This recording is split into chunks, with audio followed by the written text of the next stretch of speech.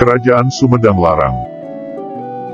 Kerajaan Sumedang Larang adalah salah satu kerajaan Islam yang diperkirakan berpusat di Tatar Pasundan, tepatnya di sekitar Kabupaten Sumedang, Jawa Barat, Indonesia. Kerajaan ini sudah berdiri sejak abad ke-8 Masehi, tetapi baru menjadi sebuah negara berdaulat di abad ke-16 Masehi. Popularitas kerajaan ini tidak menonjol sebagaimana kerajaan Demak, Mataram, Banten, dan Cirebon dalam literatur sejarah kerajaan-kerajaan Islam di Indonesia. Namun keberadaan kerajaan ini memberikan bukti sejarah yang sangat kuat pengaruhnya di kalangan orang Sunda dalam proses penyebaran agama Islam di Jawa Barat, sebagaimana yang dilakukan oleh kerajaan Cirebon dan Kesultanan Banten. Kerajaan ini didirikan pada tahun 721 Masehi oleh Prabu Tajimalela, keturunan dari Raja Wretikandayun dari Kerajaan Galuh, di wilayah bekas dari Kerajaan Tembong Agung. Kerajaan ini juga pernah dikenal dengan nama Kerajaan Himbar Buana sebelum berganti nama menjadi Sumedang Larang. Sumedang Larang berstatus sebagai bagian dari Kerajaan Sunda dan Galuh antara abad ke-8 sampai abad ke-16 Masehi, di mana penguasaannya berada di bawah penguasa kedua kerajaan tersebut. Ibu kota Sumedang Larang di saat pendiriannya berada di Citembong Girang, yang saat ini masuk dalam wilayah Desa Cikesi, Kecamatan Dharmaraja, Kabupaten Sumedang. Agama Islam mulai berkembang di wilayah ini pada masa pemerintahan Pangeran Santri tahun 1530 sampai tahun 1578 Masehi. Di masa pemerintahannya, Sumedang Larang bergabung dengan Kesultanan Cirebon.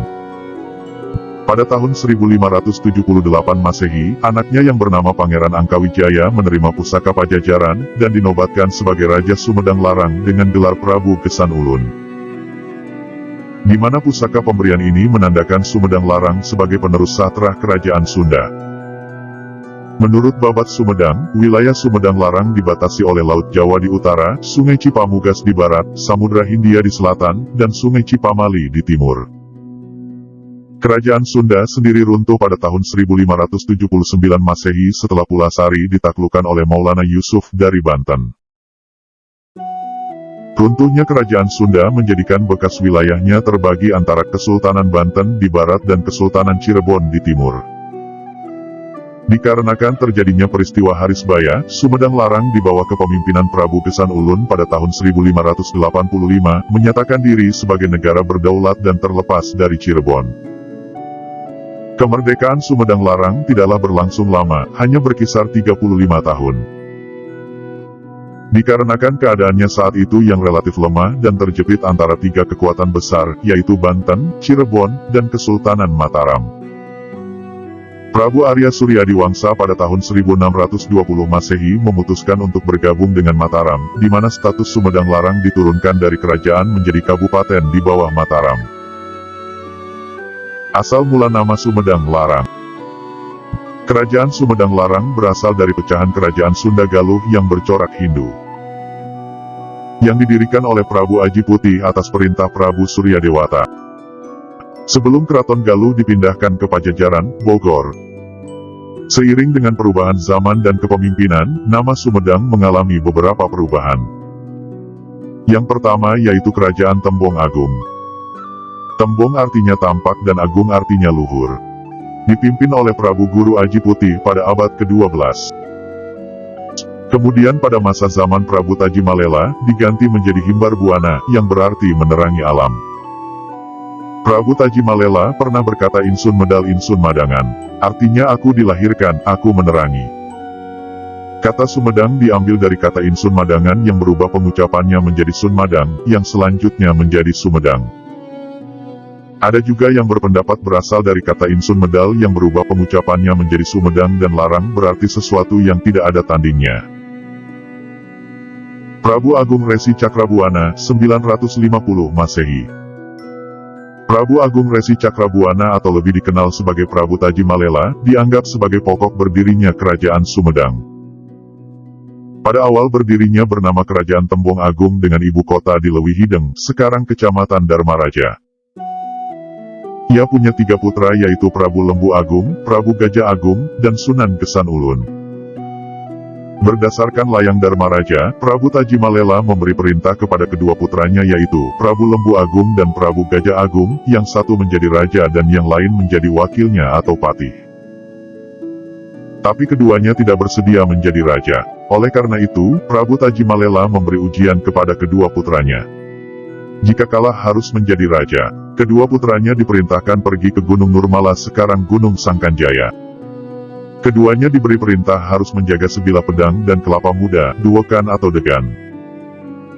Tetapi, Prabu Gajah Agung karena sangat kehausan dia membelah dan meminum air kelapa muda tersebut, sehingga dia dinyatakan kalah dan harus menjadi raja kerajaan Sumedang Larang, tetapi wilayah ibu kota harus mencari sendiri.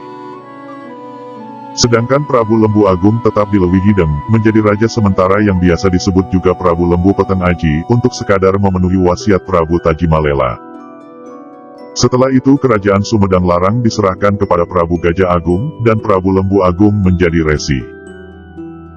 Prabu Lembu Agung dan para keturunannya tetap berada di Dharma Raja. Sedangkan Sunan Gesan Ulun dan keturunannya tersebar di Limbangan, Karawang, dan Brebes. Setelah Prabu Gajah Agung menjadi raja, maka kerajaan dipindahkan ke Cikuling.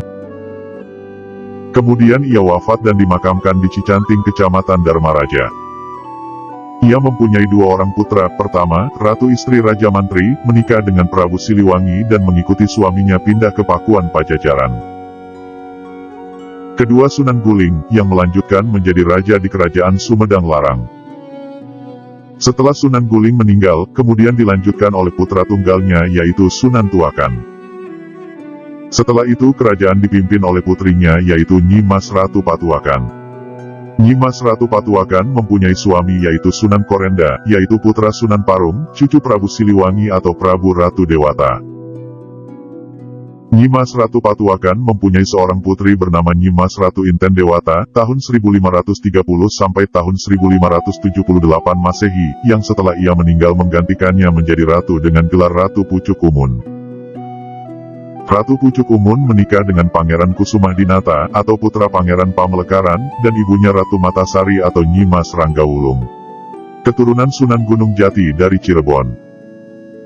Pangeran Kusumadinata lebih dikenal dengan julukan Pangeran Santri, karena asalnya yang dari pesantren dan perilakunya yang sangat alim. Dengan pernikahan tersebut berakhirlah masa kerajaan Hindu di Sumedang Larang. Sejak itulah mulai menyebarnya agama Islam di wilayah Sumedang Larang. Ratu Pucuk Umun dan Pangeran Santri. Pada pertengahan abad ke-16, mulailah corak agama Islam mewarnai perkembangan Sumedang Larang. Nyi Mas Setiasi atau Ratu Pucuk Umum, anak dari Raja Tirtakusuma Raja Sumedang Larang, yang merupakan seorang Sunda Muslimah, menikahi Pangeran Soleh atau Pangeran Santri, diperkirakan hidup pada tahun-tahun 1505 sampai tahun 1579 Masehi. Dan pada 21 Oktober 1530 atau 13 bagian gelap bulan Asuji tahun 1452 Saka, Pangeran Soleh tidak diserahi kekuasaan atas kerajaan Sumedang Larang dari istrinya, dan kemudian dia tidak dinobatkan menjadi penguasa Sumedang Larang. Dalam bahasa Cirebon, hanya mendapat gelar Ki Gede Sumedang. Keduanya tidak memerintah kerajaan Sumedang Larang bersama-sama serta menyebarkan ajaran Islam di wilayah tersebut. Pangeran Soleh atau Pangeran Santri adalah putra Pangeran Pamlekaran atau Pangeran Muhammad, cucu dari Syekh Maulana Abdurrahman atau Sunan Panjunan atau Pangeran Panjunan, dan cicit dari Syekh Datuk Kahfi, seorang ulama keturunan Arab Hadramaut yang berasal dari Mekah, dan menyebarkan agama Islam di berbagai penjuru daerah di Kerajaan Sunda. 3 bulan setelahnya atau 12 bagian terang bulan Margasira tahun 1452 Saka, diadakan syukuran di Kesultanan Cirebon tepatnya di dalam Agung Pakungwati, atas diangkatnya Pangeran Soleh sebagai penguasa kerajaan Sumedang Larang, juga keberhasilan Cirebon menguasai wilayah kerajaan Pajajaran sebelah timur atau Galuh. Pernikahan Pangeran Santri dan Ratu Pucuk Umun ini, melahirkan Prabu Gesan Ulun atau dikenal dengan Prabu Angkawijaya. Pada masa Ratu Pucuk Umun, ibu kota kerajaan Sumedang Larang dipindahkan dari Cikuling ke Kutamaya. Dari pernikahan Ratu Pucuk Umun dengan Pangeran Santri memiliki 6 orang anak, yaitu 1. Pangeran Angkawijaya, yang terkenal dengan gelar Prabu Gesan Ulun. 2. Kiai Rangga Haji, yang mengalahkan Arya Kuda Panjaluti Narimbang, supaya memeluk agama Islam. 3. Kiai Demang Watang di Walakung. 4. Santowan Wirakusuma, yang keturunannya berada di Pagaden dan Pamanukan, Subang. 5. Santowaan Cikeruh. 6. Santowaan Awilwar. Ratu Pucuk Umun dimakamkan di Gunung Ciung Pasarean Gede di kota Sumedang. Prabu Gesan Ulun, tahun 1580 sampai tahun 1608 Masehi, dinobatkan untuk menggantikan kekuasaan ayahnya, Pangeran Santri. Ia menetapkan Kutamaya sebagai ibu kota kerajaan Sumedang Larang, yang letaknya di bagian barat kota. Wilayah kekuasaannya meliputi Kuningan, Bandung, Garut, Tasik, Sukabumi atau Priangan, kecuali Galuh atau Ciamis. Kerajaan Sumedang Larang pada masa Prabu Gesan Ulun mengalami kemajuan yang pesat di bidang sosial, budaya, agama, militer dan politik pemerintahan. Setelah wafat pada tahun 1608, putra angkatnya, Pangeran Dipati Rangga Gempol Kusumadinata atau Rangga Gempol I, yang dikenal dengan nama Raden Arya Suradiwangsa menggantikan kepemimpinannya. Pada masa awal pemerintahan Prabu Gesan Ulun, Kerajaan Pajajaran Galuh Pakuan sedang dalam masa kehancurannya karena diserang oleh Kerajaan Banten yang dipimpin Sultan Maulana Yusuf dalam rangka menyebarkan agama Islam. Oleh karena penyerangan itu Kerajaan Pajajaran hancur. Pada saat-saat kekalahan Kerajaan Pajajaran, Prabu Siliwangi sebelum meninggalkan keraton, dia mengutus 4 prajurit pilihan atau tangan kanan Prabu Siliwangi untuk pergi ke Kerajaan Sumedang Larang dengan rakyat Pajajaran untuk mencari perlindungan yang disebut Kandagalante.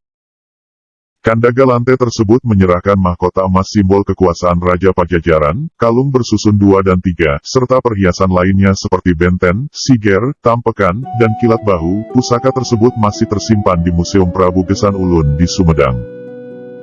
Kandagalante yang menyerahkan tersebut ada 4 orang yaitu Sanghyang Hawu atau Emba Jaya Perkosa, Batara Dipati Wiradijaya atau Emba Nangganan, Sanghyang Kondang Hapa, dan Batara Pancar Buana atau Emba Terong Peot.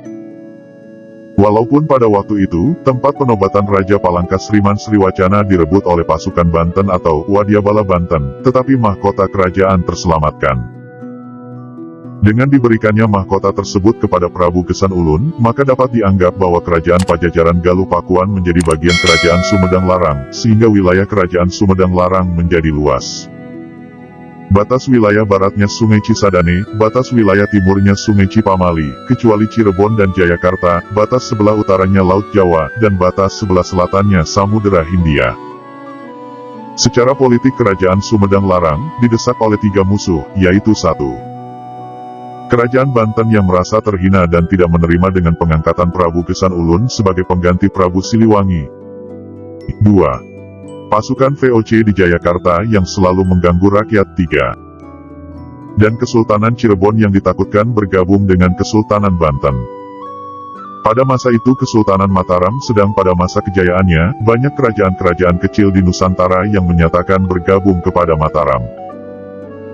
Dengan tujuan politik pula akhirnya Prabu Gesan Ulun menyatakan bergabung dengan Kesultanan Mataram dan dia pergi ke Demak dengan tujuan untuk mendalami agama Islam, dengan diiringi 4 prajurit setianya yaitu Kandagalante. Setelah dari pesantren di Demak, sebelum pulang ke Sumedang Larang ia mampir ke Cirebon untuk bertemu dengan Panembahan Ratu penguasa Cirebon, dan disambut dengan gembira karena mereka berdua sama-sama keturunan Sunan Gunung Jati.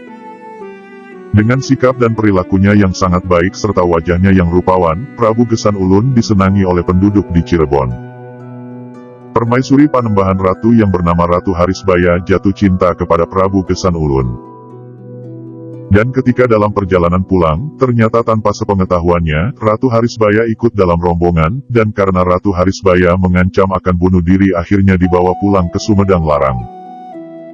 Karena kejadian itu, Panembahan Ratu marah besar dan mengirim pasukan untuk merebut kembali Ratu Harisbaya sehingga hampir terjadi perang antara Cirebon dan Sumedang Larang. Akhirnya Sultan Agung dari Mataram meminta kepada Panembahan Ratu untuk berdamai, dan menceraikan Ratu Harisbaya yang aslinya dari Pajang Demak dan dinikahkan oleh Sultan Agung dengan Panembahan Ratu. Panembahan Ratu bersedia dengan syarat, Sumedang Larang menyerahkan wilayah sebelah barat Sungai Cilutung, sekarang Majalengka, untuk menjadi wilayah Cirebon. Karena peristiwa tersebut pula ibu kota Sumedang Larang dipindahkan ke Gunung Rengganis, yang sekarang disebut Dayah Luhur. Prabu Gesan Ulun memiliki 3 orang istri. Yang pertama Nyi Mas Cukang Gedeng Waru, putri Sunan Pada. Yang kedua Ratu Harisbaya dari Cirebon. dan yang ketiga Nyimas Pasarean. Dari ketiga istrinya tersebut ia memiliki 15 orang anak, yaitu 1. Pangeran Rangga Gede, yang merupakan cikal bakal Bupati Sumedang. 2. Raden Arya Wirarja, di Lemah Berem, Darmawangi. 3. Kiai Kadur Rangga Gede. 4. Kiai Rangga Patra Kalasa, di Cunduk Kayu. 5. Raden Arya Ranggapati, di Hau Kuning. 6. Raden Ngabehi Watang. 7. Nyimas Demang Cipaku. 8. Raden Ngabehi Martayuda, di Ciawi. 9. Raden Rangga Wiratama, di Ciberem. 10. Raden Rangga Nitinagara, di Pagaden dan Pamanukan. 11. Nyimas Rangga Pamat. 12. Nyimas Dipati Ukur, di Bandung. 13. Pangeran Suryadiwangsa, putra Ratu Harisbaya dari Panembahan Ratu. 14. Pangeran Tumenggung Tegal Kalong. 15. Raden Kiai Demang Cipaku, di Dayah Luhur.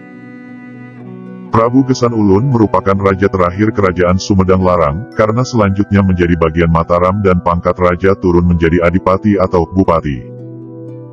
Pemerintahan saat penggabungan dengan Mataram. Dipati Rangga Gempol I. Pada saat Prabu Suryadiwangsa atau Rangga Gempol I memegang kepemimpinan pada tahun 1620 Masehi, Sumedang Larang bergabung dengan Mataram dalam rangka memerangi Belanda dan menyerang Batavia. Disepakati oleh keduanya bahwa hanya akan ada satu komando dalam upaya memerangi Belanda di Batavia, dan dipegang oleh Mataram sehingga untuk menunjang teraturnya rantai komando, maka wilayah Sumedang Larang statusnya Kabupaten Wedana. Luas wilayah kerajaan Sumedang Larang tidak berubah pada saat bergabung dengan Mataram, dalam rangka penyerangan ke Batavia. Hal ini dilakukannya sebagai upaya menjadikan wilayah Sumedang sebagai wilayah pertahanan dan persiapan penyerangan kepada Belanda. Sultan Agung kemudian memberikan perintah kepada Pangeran Suryadiwangsa atau Rangga Gempol I beserta pasukannya untuk merebut Sampang di Madura, dan berhasil tanpa jalan peperangan. Hal tersebut dikarenakan ibunya yang bernama Harisbaya adalah keturunan Madura, sedangkan pemerintahan untuk sementara diserahkan kepada saudaranya, Dipati Rangga Gede. Dipati Rangga Gede, ketika setengah kekuatan militer Kadipaten Sumedang Larang, diperintahkan pergi ke Madura atas titah Sultan Agung, datanglah dari pasukan kerajaan Banten untuk menyerbu. Karena Rangga Gede tidak mampu menahan serangan pasukan Banten, ia akhirnya melarikan diri. Kekalahan ini membuat marah Sultan Agung sehingga ia menahan Dipati Rangga Gede, dan pemerintahan selanjutnya diserahkan kepada Dipati Ukur. Dipati Ukur. Tanggal 12 Juli tahun 1628, datang utusan Mataram ke Timbangan Ten atau Tatar Ukur. Membawa surat tugas dari Sultan Agung untuk memerintahkan Adipati Wangsanata atau disebut juga Wangsa Taruna alias Dipati Ukur untuk memimpin pasukannya dan menyerbu VOC di Batavia, membantu pasukan dari Jawa. Waktu itu bulan Oktober tahun 1628. Dalam surat tersebut ada semacam perjanjian bahwa pasukan Sunda harus menunggu pasukan Jawa di Karawang, sebelum nantinya bersama-sama menyerang Batavia. Tapi, setelah seminggu ditunggu ternyata pasukan dari Jawa tak juga kunjung datang. Sementara logistik makin menipis. Karena logistik yang kian menipis dan takut kalau mental prajurit keburu turun, maka Dipati Ukur pun memutuskan untuk terlebih dahulu pergi ke Batavia menggempur VOC, sambil menunggu bantuan pasukan dari Jawa. Baru 2 hari pasukan Sunda yang dipimpin oleh Dipati Ukur berperang melawan VOC, pasukan Jawa datang ke Karawang dan mendapati bahwa pasukan Sunda tak ada di sana.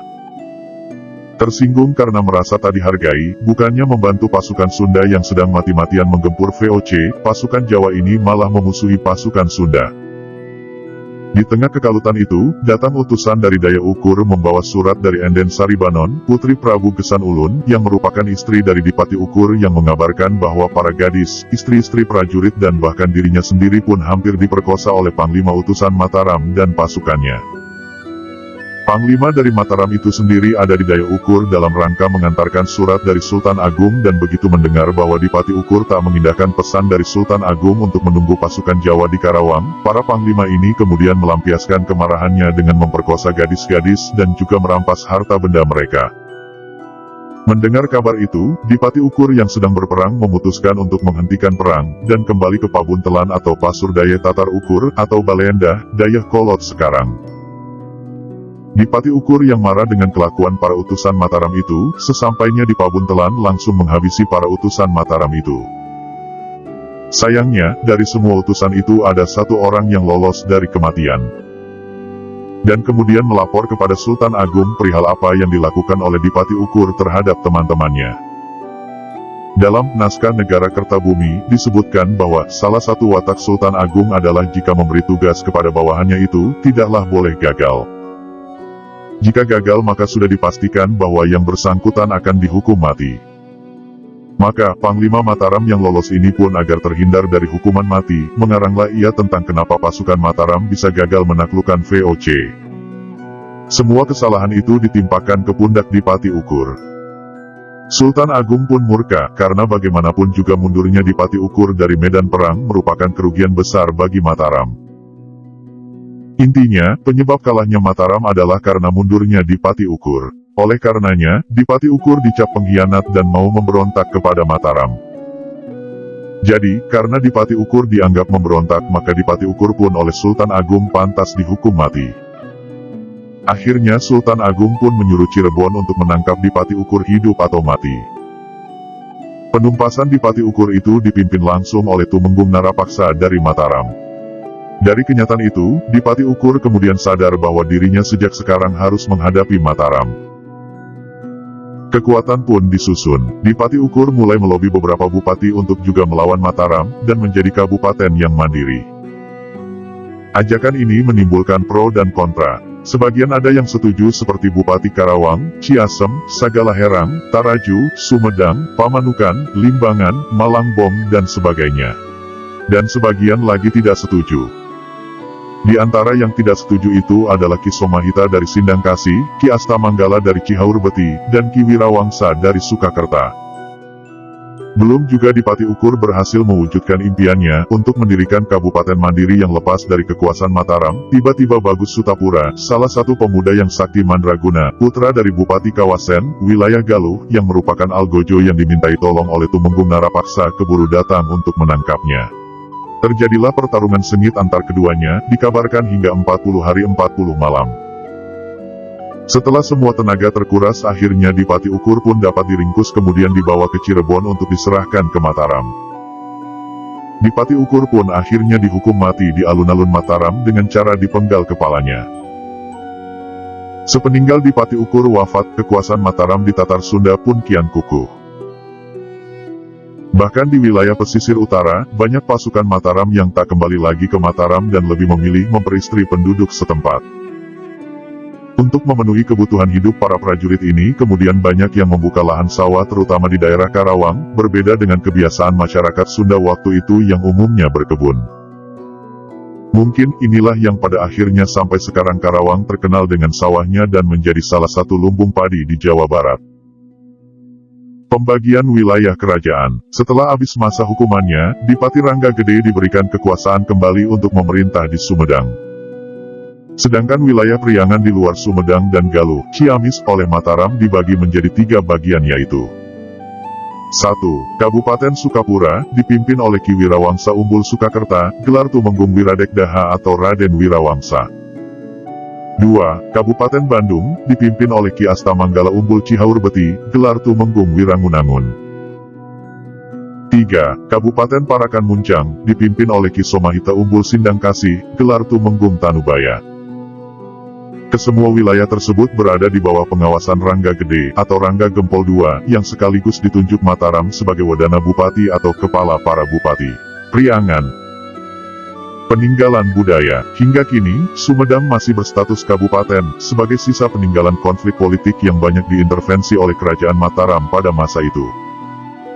Adapun artefak sejarah berupa pusaka perang, atribut kerajaan, perlengkapan raja-raja dan naskah kuno peninggalan kerajaan Sumedang Larang masih dapat dilihat secara umum di Museum Prabu Gesan Ulun. Sumedang letaknya tepat di selatan alun-alun kota Sumedang, bersatu dengan Gedung Sri Manganti dan bangunan pemerintah daerah setempat.